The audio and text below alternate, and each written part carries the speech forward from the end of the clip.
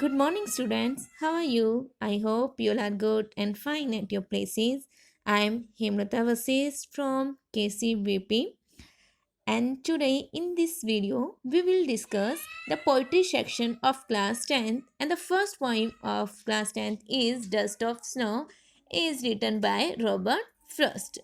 So in this poem we will study about the mood of the poet. So let me start it. The way a crow shook down on me, the dust of snow from a hemlock tree. So here, dust of snow. That the meaning, but the meaning of dust of snow that बर्फ के कण, okay. And hemlock tree A plant, बेटा ये एक plant है जिसको हम धतूरा बोलते हैं. धतूरे का एक पौधा है. So the way A crow, एक कोए ने, शुक डाउन ऑन मी, मेरे ऊपर, द डस्ट ऑफ स्नो, जो डस्ट पार्टिकल्स थे स्नो के वो गिराए, फ्रॉम ए हेमलॉक ट्री, कहाँ से? हेमलॉक ट्री से, धतूरे के पौधे से. So the next stanza has given my heart a change of mood and said some part of a day I had rued. और इससे क्या हुआ? जैसे ही वो डस्ट ऑफ स्नो के जो कण थे वो मेरे ऊपर गिरे, उससे जो मेरा मूड था, ठीक है, अ चेंज ऑफ मूड, वो उसने उन बर्फ़ के कणों ने, जो पोइट थे, उनके हार्ट को टच किया और उससे उनका जो मूड था वो चेंज हो गया. And save some part of a day I had rued. और इससे उनका जो कुछ पार्ट था डे का, एक दिन का जो टाइम था वो सेव हो गया. जो मूड दैट मीन जो वो गुस्से में थे, अब वो सेव हो गया क्योंकि बर्फ़ के कुछ ही टुकड़ों ने उसको जो हार्ट था, जो बिल्कुल सैडनेस से भरा हुआ था, उसको मेल्ट कर दिया. Okay, so this is the poem. But यहाँ से क्वेश्चन कैसे पुट किए जाते हैं बेटा? स्टैंजा से डायरेक्ट क्वेश्चन आते हैं. यहाँ पे देखो 2 स्टैंजाज में इसको डिवाइड किया गया है. First stanza and the first question is the name of the poet of this poem is. आपको डायरेक्टली क्वेश्चन पुट किया जाएगा कि what the name of the poet of this poem. इस पोएम के जो पोइट है उनका क्या नेम है?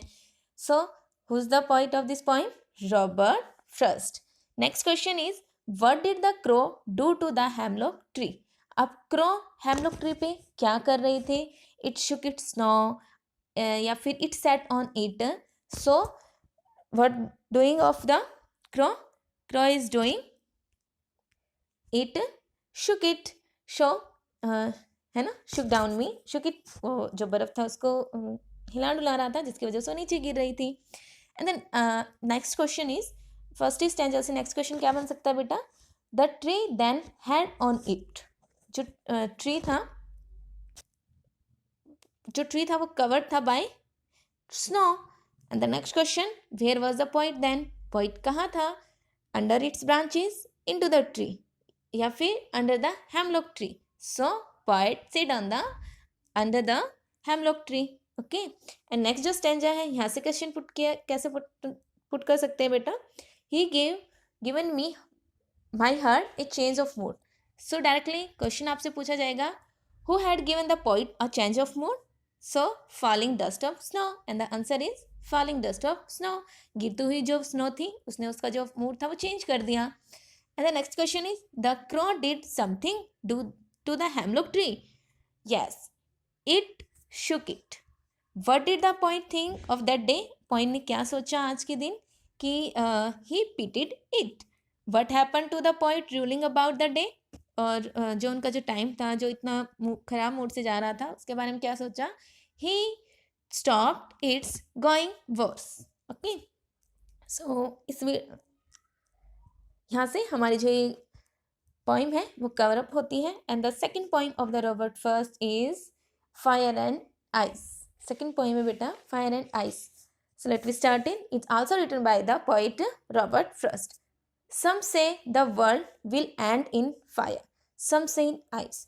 अब यहाँ पर जो पॉइंट है वो बताते हैं जो पीपल्स हैं उनकी वर्ल्ड को डिस्ट्रॉय होने को लेकर क्या थिंकिंग है.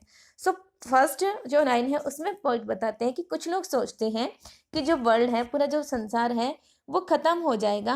किसके थ्रू? फायर के थ्रू. कुछ सोचते हैं वो बर्फ़ के थ्रू ख़त्म हो जाएगा. From what I have tested of desire I hold with those who favour fire. और अब यहाँ पे कवि कहते हैं कि मैंने जो ये डिजायर्स थी इनको देखा एंड आई बिलीव दैट, और मैं बिलीव करता हूँ कि पहले वाला जो पर्सन है जो who think the world will end in fire, so this is the right. ठीक है, वो कहते हैं, वो फर्स्ट जो पर्सन है उनको फेवर करते हैं। But if it had to perish twice I think I know enough of it to say that for destruction I is also great and would surface.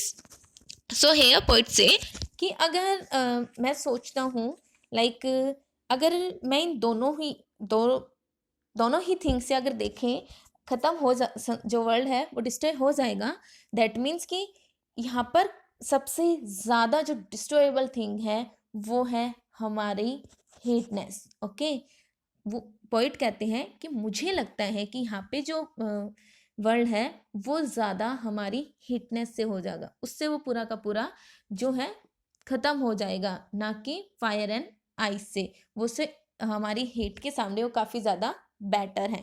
Paris here the world आया बेटा, perish world with the meaning of perish, perish that means destroy and destruction that means ruin, ख़त्म होना, विनाश होना, and suffice be sufficient। Okay, what the meaning of suffice be sufficient, काफ़ी होना।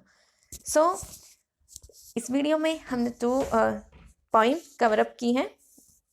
I hope कि आपको ये पोइम क्लियर होंगी। Bye bye, take care.